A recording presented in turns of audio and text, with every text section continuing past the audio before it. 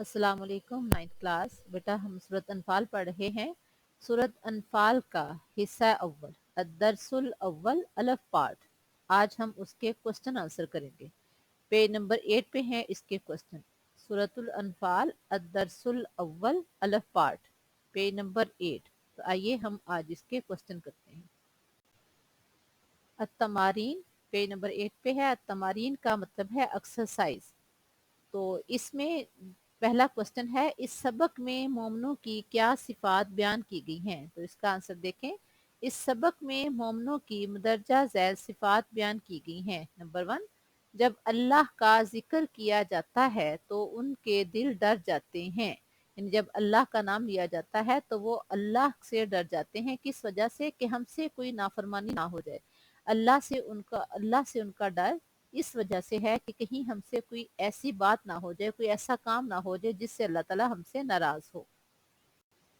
Number 2, जब उन्हें अल्लाह की आयत पढ़कर सुनाई जाती हैं तो उनका ईमान बढ़ जाता है। यानी अल्लाह की आयत सुनते हैं तो उनके ईमान में मजीद इजाफा होता है। नंबर 3, वो अपने परवरदिगार पर भरोसा रखते हैं। व अला रब्बिहिम यतवक्कलून, यानी वो अपने अल्लाह पर हर काम पर भरोसा रखते हैं। नंबर 4, वो नमाज कायम करते हैं। ये मोमन की सिफ्त है कि वो नमाज कायम करता है। नंबर 5, जो रिज़्क अल्लाह ताला ने उन्हें दिया है उसे नेक कामों में खर्च करते हैं। यानी जो रिज़्क उन्हें अल्लाह ताला ने दिया है वो अल्लाह का दिया हुआ माल अल्लाह की मखलूक की भलाई के लिए खर्च करते हैं। अपनी ज़ात पर भी खर्च करते हैं और अल्लाह की रज़ा के लिए। वमन युकरिजुल्लाह कर्जन हसना, कौन है जो अल्लाह को कर्ज हसना देता है?